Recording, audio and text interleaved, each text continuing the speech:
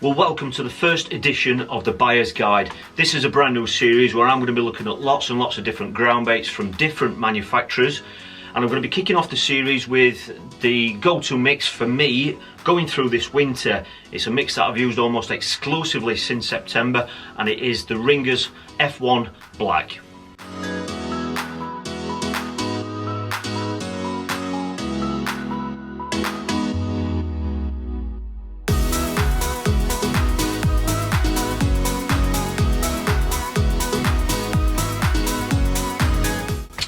Now this mix has really been my go-to mix since September. It's a mix that's ideally suited to wintertime fishing when the water clarity is a lot clearer, the water temperature is down, and when you don't want to feed the fish too much. Now this one, I purchased this one from Wickersley Angling. Thankfully Wickersley is not too far away from me in Sheffield, and they've got an extensive range of ground baits from all manufacturers. They've got a great range of these Ringer mixers, and that's what I got this. £3.99, which you know is at the lower end of the price scale for a lot of the ground baits out there. And as we know, manufacturers of these ground baits, in this case it's Phil Ringer who owns the company, he obviously wants people to buy his ground bait, and one of the things that a lot of companies are now doing is they're putting lots of information on the bags themselves to give you a better idea about what this type of a mix is actually designed for. So if you're ever in two minds about what sort of a ground bait you might be wanting to select for a certain scenario, just take a little bit of time out to have a look at the packaging, just to get a bit of a feel for what this, you know, the ground bait is actually designed for. So let's take a quick look at the packaging of this particular ground bait. Well, as with all Ringer's ground baits, the branding is exceptionally clear. You can see the logo on there. The F1 Black sticker is in the top right hand corner to make it really nice and easy for you to identify when you're looking for it on the shelf. We've also got an added bit of information here: sweet fish meal. Okay, so straight away that's telling you that this mix, whilst you can read into it that F1 Black generally means it's a winter type mix, then we've also got the added information here of sweet fish meal. So you know it's a sweeter fish meal mix, and that's what a lot of people have tended to prefer over the last couple of winters. It's been quite common for a lot of people to switch to sweet fish meals during winter. As you can see, it's got a nice picture of a feeder on there, and that's because, you know, they're ideally suited to feeder fishing. That is part of this range. But as with a lot of ground baits now, we have a nice window there which has given us the perfect opportunity to have a look at what that mix is like. As you can see, it's very, very fine. It's very, very dark as well. So that's, again, is suited very much to winter fishing. So when you're looking at picking a, you know, choosing a ground bait in winter time, these are the common factors that we tend to look for: a darker mix and one that's got low feed in there as well. I was actually fortunate enough to speak to Phil Ringer, and you know, I'm very fortunate enough to be friends with him, and he kindly informed me of 3 of the ingredients that go into this particular mix. One of them, as you'd expect, are pellets. Okay, that's quite common across a lot of ground baits. There are also in there are biscuit, so there's biscuit in there as well, and that can be quite a bit of a sign that it will absorb quite a bit of water. And the other added ingredient in here as well is coconut, and that's something that you will smell as soon as you open the bag. So again, that's lending itself to this sweet fish meal label again. Okay, the other bit of information on there as well is the 1 kilo weight of the bag. So just, you know, that's something to take into account, because a lot of ground baits, they're not particularly cheap to buy, and obviously you want to be looking at what kind of quantity you're going to be getting for your money. So in this case, this particular range only comes in 1 kilo bags. So again, that's, you know, you can directly relate that to the price, and you know, like I say, if you can get more for your money, then that's always a benefit. So the 1 kilo bags, we'll flip the bag over. We've got a little bit of text on there about the you know, the actual range itself. We've got a little bit of more ingredient information here. We've got here typical analysis on here: raw protein 40%, raw ash, raw fibre and raw fats. Okay, so it's just a bit of extra little bit of information for you. Again, we've got the logo and the weight there, but what we also have here, which I really like, is a batch sticker as well. It's a best before date of 23rd of November 2020. Okay, and we've actually got a batch code on there as well, and I like that sort of thing, because I'm sure we've all done it. We've gone into a tackle shop, certainly you know, sometimes it can be tackle shops that aren't really as busy as some of the other ones, and some of the groundbaits look like they've been on the shelf quite a long time. So that's just a bit of a reassurance thing that, you know, you want to be absolutely confident in any groundbait that you're going to be using. So, you know, you want that confidence to be there right from the outset when you buy it. So, you know, if you're clear in your mind that it's not been sat there for 5 years on the shelf, then it might just boost your confidence just knowing that it is, you know, it's as fresh as it possibly can be. So now we've had a look at the packaging. Already we know quite a bit about the mix already, because it's telling us, it's giving us information off the bag itself, so that's great. So what we need to do now is just mix it up now. Let's just see how flexible it is, you know, see if you can over wet it, how big the feed particles are actually in there, how much smell comes off it. I will also pop it in the tank and just see how it performs underwater. Okay, so I'm not going to be mixing this with a drill, because I know most people don't use a drill, and this is just going to give us a nice idea about how it mixes. Alright, so what I'll do is I'll also compare it to how it looks when it's dry to how it actually looks once it's been mixed. Okay, so I'm not going to mix too much. Okay, you can really smell the sweetness there. Like I said, there's the coconut in there, and as you can see, there are very, very small particles of feed in there. So that's again is why it's ideally suited for winter fishing, because you're not giving, you know, you're not giving loads of fish food within the mix itself. The only feed you're actually going to be giving them when you're fishing with it is the actual particles that you're going to be putting in through the feeder, like your maggots, chopworm, whatever it might be. So you can really, really closely regulate what you're actually giving the fish. Okay, so let's give him a mix. Like I said, I'm just going to mix this. I'm not going to be using a drill, so you'll get an idea about how it mixes up. That's really released lots of flavour now, lots of smells off that, just like a lot of groundbaits do. You can still see one or two bits of feed in there, but that's really released a lot of the smell there. And it also smells a little bit, now I'm not saying this is an ingredient because I don't know if it is or not, but it also smells like a hint of chocolate. I don't know if there's chocolate in there. I'm sure somebody will tell me. I'm sure Phil will get in touch if there isn't. But there we go. I'm not going to wet that too much. As you can see, that's not really taking in much water at all. But obviously with any mix like this now, you really need to just give it a bit of a resting period. So what I'm going to do now is I'm going to give it exactly 10 minutes. Exactly. Just to, you know, give it some sort of a benchmark of how it's going to relate to other mixes that we, you know, that we mix up later on in the series. So I'm going to give that 10 minutes and then come back to it, and then we're going to get it in the tank and see how it performs underwater. Okay, so it's been exactly 10 minutes. Now I think that's going to be all right how it is. I did add quite a bit of, you know, quite a bit of water to it on the first instance, but that is fine. The smell is really coming through now. I can really smell that. So what we need to do now is just have a look, see what it's like, to see if we can actually over wet this mix. We know that over wetting can sometimes be the way to go in feeder fishing now, and it just means that the mix is a lot more versatile if that's going to allow us to do it. So let's add more water to it. Now some ground baits, when you over wet them, they turn into a paste, and some ground bait mixes, you know, are used as paste, but I can see from that straight away that has just gone. You can probably hear it. Okay, now that is perfect. You can over wet that. Now, like I said, I've fished with this since September, so I knew it was going to do that. But there are some mixes in the range that are, in other ranges with other manufacturers that we're going to be covering over the coming weeks, and I have no idea what they mix up like. So that's why we're doing these sorts of tests. All right, so that means you can over wet this mix, which gives the mix another dimension, which is great, because that's something that can trigger your bites during a session. So by having a mix that can do all these little things, it means that you can just have one mix on your side tray. Sometimes if over wetting is the way to go, but your main choice of ground bait is one that can't be over wetted, then you might find you've got two different mixes on your ground bait tray, and you know, if you're not careful, you can overcomplicate things. So that's great. That means you could probably hear that now. Alright, that is nicely over wetted and goes nice and sloppy. Okay, so that's great. It means it's a nice, flexible, versatile mix. The feed in there, like I say, I've only really wetted this once. There's very little feed in there anyway, but what we're going to see is when I get this into the tank, we're going to see if there are any particles and things coming off it. So I'm going to pop it in a feeder and we'll get the camera on the tank and see how it performs underwater. Obviously there's different ways of using ground bait. You can use it on a method feeder, you know, an open feeder, or just a plastic feeder or a cage feeder even, but I think the best way of studying it to see how it's going to perform in the water is with a cage feeder, because that's going to allow the water to get to the ground bait really nice and quickly and easily. I'm using one of the Matrix cage feeders, and that's because these are ideal because they're a thinner mesh feeder, okay, actually on the cage itself, which means the water can get to the ground bait really quickly.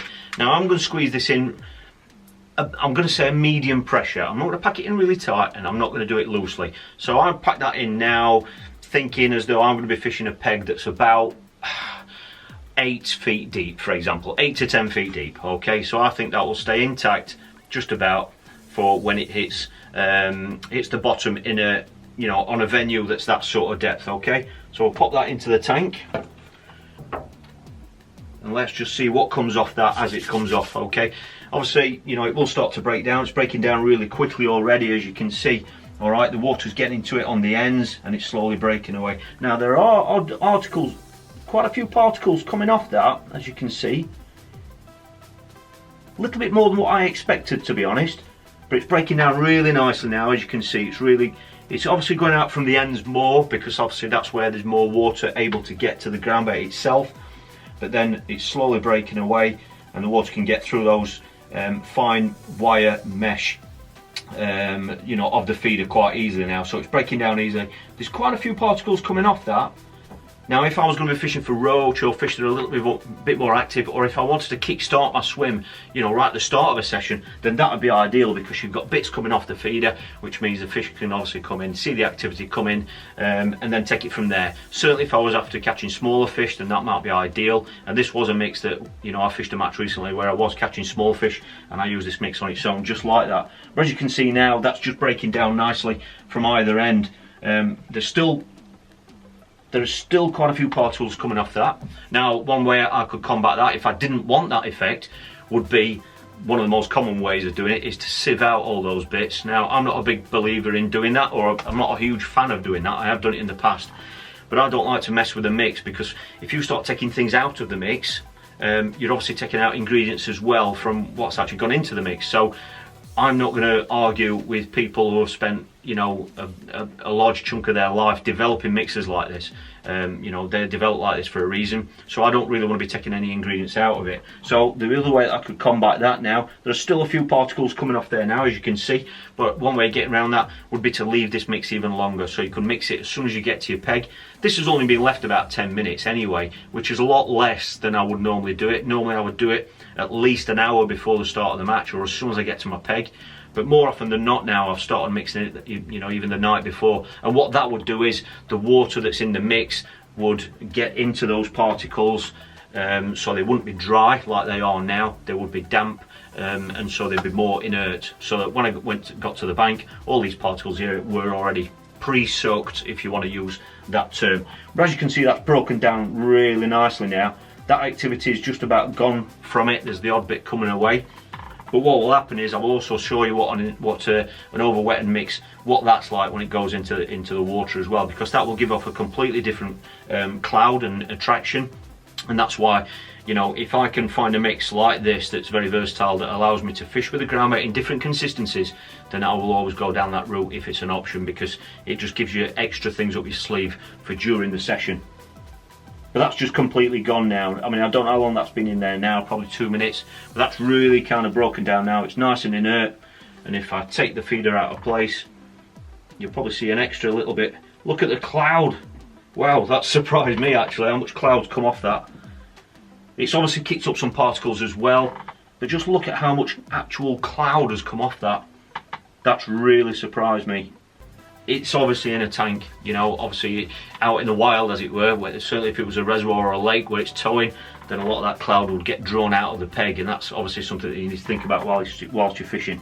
But just have a look at that cloud now. I'm deliberately letting, you know, while I'm talking, I'm deliberately letting that camera roll, because I want you to see how long that, in real time, that's actually taking. Now that feeder's been out of there, I don't know now, it's probably going on for a minute. And look at it, it's still clouded up. It probably would have cleared more than that in a real life scenario, but just look at the cloud there, and all I've done is retrieve the feeder. Now that is how you can prolong the life of your peg. You know, people think you cast a feeder out, the ground bait breaks down, you reel in, there's nothing there. But look, I mean, from me putting that feeder into the tank, it's probably going on for 4 minutes now, and look at the attraction that's still there. And I dare say, if I was to just drop an empty feeder back into the middle of that, let's just see if it disturbs it up again. I mean, that's an empty feeder, so I could have cast an empty feeder back onto that spot, and there you go.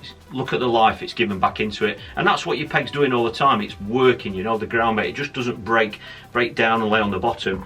It's constantly working. Certainly, if you're casting the feeder in every few minutes, you're constantly kicking that up.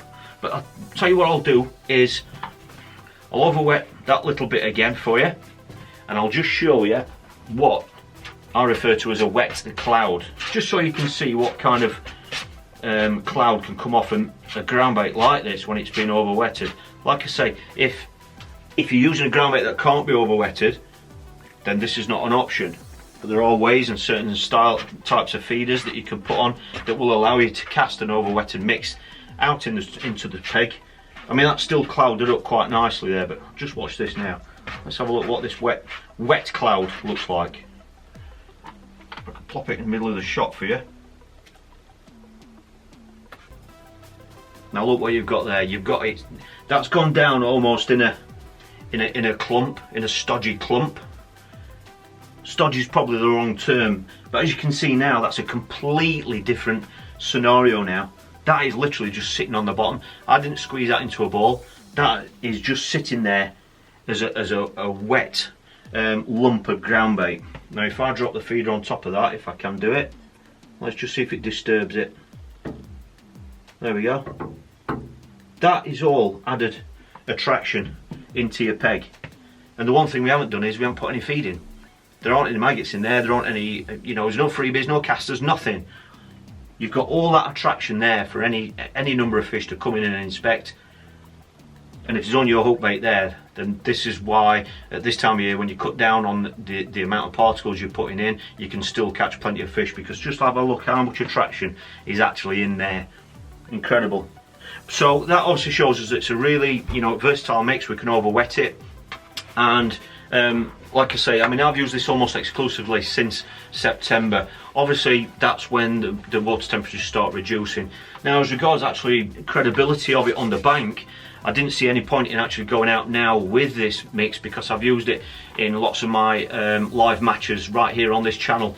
And so, I mean, we used it initially at Arrow Valley, which was where we fished the World Club Feeder Team Qualifier back in September. This is the mix that we used. Arrow Valley is a beautiful place. It's not very deep, but it had been fishing very, very hard, and we were fishing for almost anything. A lot of the fish were this sort of size. We were fishing with very small baits, and this mix was the one that we used on the day, and we thankfully managed to win that qualifier and qualify for a place in the World Club Qualifier in Bulgaria next year. So, for a team like Ringerbaits, I don't need to name those lads, I'm sure you all know who they are. For those lads to put all their faith in something which meant so much to them to qualify for that event in a mix like this, then I think that speaks volumes. And that's part of the reason why I continued using it going into the winter period. I also use this mix when I qualified for the Golden Rod feeder final, which takes place in March, when I fished the qualifier at Carr Mill Dam. This is the mix that I used for that. Again, that venue was fishing very, very hard. I went down the route of just fishing for bites, and I caught 50 small fish when bream didn't feed. The bream hadn't been feeding, and so I knew this mix, I could use it. I used it in different stages throughout the session. I used it dry to begin with, because I wanted that activity like we saw in the tank at the start, because I wanted that activity to draw fish in.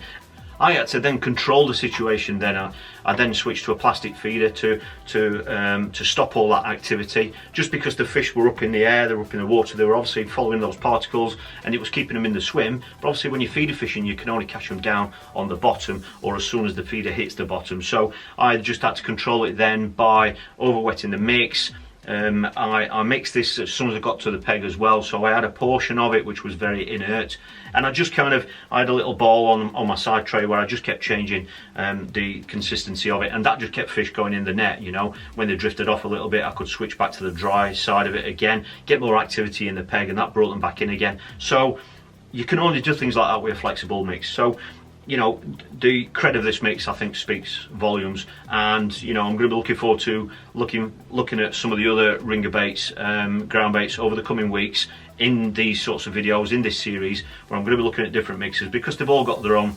properties. If you've used this mix, please comment below. Let me know what you think to it and what your findings were, what you caught. And if you are a retailer that sells these mixes, or you've got these in your tackle shop, then please comment below, just so that viewers, if they want to have a look at this particular mix, can, you know, find where to get it from. Otherwise, it's just a case of buying it online. It comes in 1 kilo bags, all right, and that sells at $3.99, which is very, very reasonable in my opinion, certainly in comparison to other ground baits, and it's a kilo bag as well. So if you're going to be trying this mix, please let me know how you've gone on with it, and this is the time of year to be using it. Well, I hope you've enjoyed this insight into this particular ground bait. Tomorrow's video is going to be looking at a completely different ground bait by a different manufacturer, so I'm hoping you're going to enjoy having a look at that mix as well. I did manage to just run some tank tests with it, but I also managed to get out on the bank and fish with it as well, so I'm sure you're going to be interested to see where I went and what I caught using that particular mix. So thanks for logging on. Well, I hope you've enjoyed this insight into this particular ground bait. Like I say, I've been using this over the last few weeks and I've got a lot of confidence in it, and if you're going to go out and try it, I suggest that, you know, this is the time of year when you really should be having a look at it, because it's ideally suited. If you've used the mix, please comment below, let other viewers know that, you know, what your findings were with it. And if you're a retailer that sells this mix, then please comment below, let us know, and let viewers know where they can get hold of it. If you don't want to miss any more videos like this, please hit that thumbs up underneath the video, because that'll let me know that you'll enjoy these videos.